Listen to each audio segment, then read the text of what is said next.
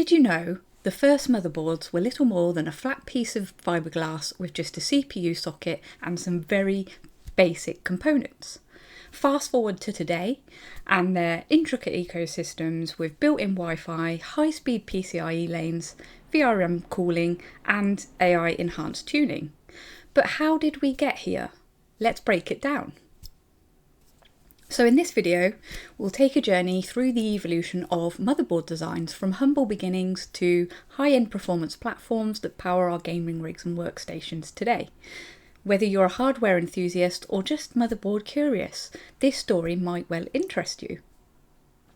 So, early motherboards, especially in the 1980s, were severely limited. They were mostly passive backplates, so essentially just a circuit board that let the CPU talk to the expansion cards. There was no standard layout, so compatibility between components like RAM, CPUs, and I/O devices were a complete nightmare. Manufacturers had to deal with limited addressable memory, poor thermal management, and fragmented connector standards. This lack of integration meant you needed multiple expansion cards just to get basic features like video output or a sound signal. And with each generation of processors, pin configurations and voltages changed, making upgrades more difficult and costly at the same time. So let's go back in time to the early 1990s, the era that I'm going to call the rise of standardisation.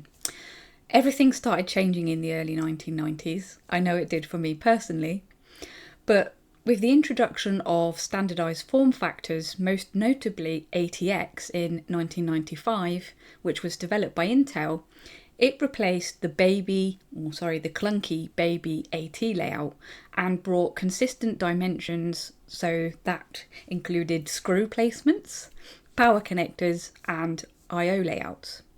This actually revolutionised how motherboards fitted into cases going forward and how components interfaced with one another. From the late 1990s to the early 2000s, this was the chipset evolution.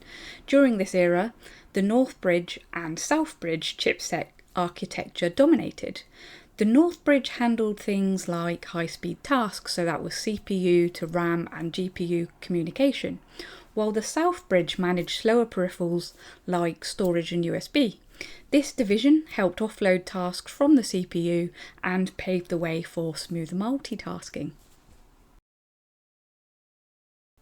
So now we have arrived at 2003, and this is when SATA replaces IDE. Yay! So yeah, in the early 2000s we saw a major shift from chunky ID connectors to SATA.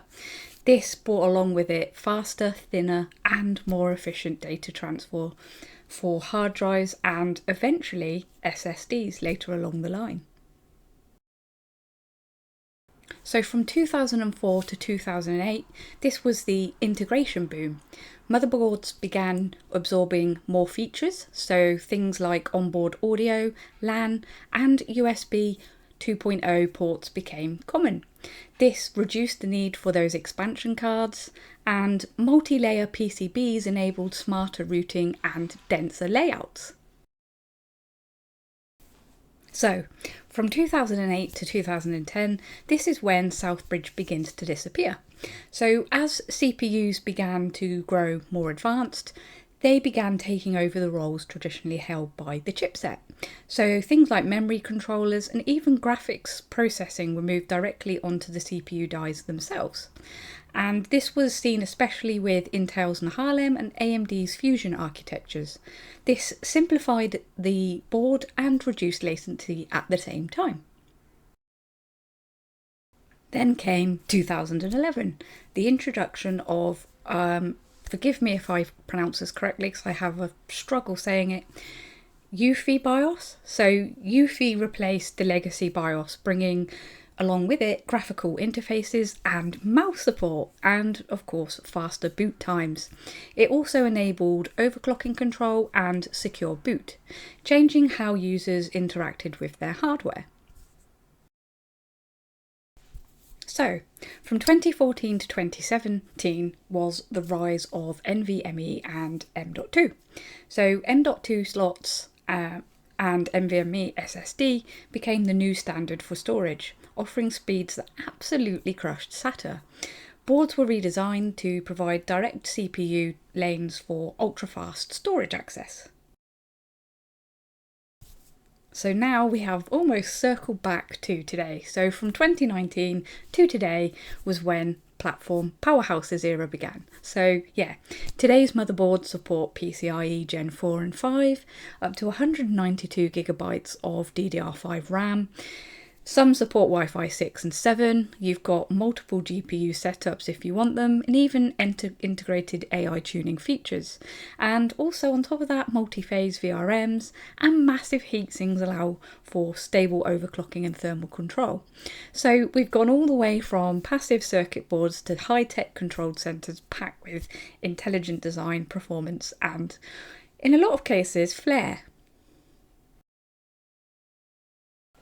So, to recap, we've been on a bit of a journey. From crude backplanes to feature-rich platforms with AI tuning and blazing fast connectivity, motherboard design has been the unsung hero of computing progress. Next time you look at one, remember it's more than just a board. There's been a bit of a journey to get where we are today. So I have to admit, I have really enjoyed this little trip back in time, and it turns out that motherboards have had quite the glow up. If you've got any memories of your first clunky build or favourite board, drop them in the comments. I really do like to hear your stories. And if you're into this nerdy kind of nostalgia, maybe I can do more. But please check out some of my other videos there. I have some various ones on different bits of hardware and stuff like that, so check them out. But also, thank you ever so much for making it this far. Please don't forget to like and subscribe, and maybe even press that F key to pay respects to floppy disk connectors. Thanks again.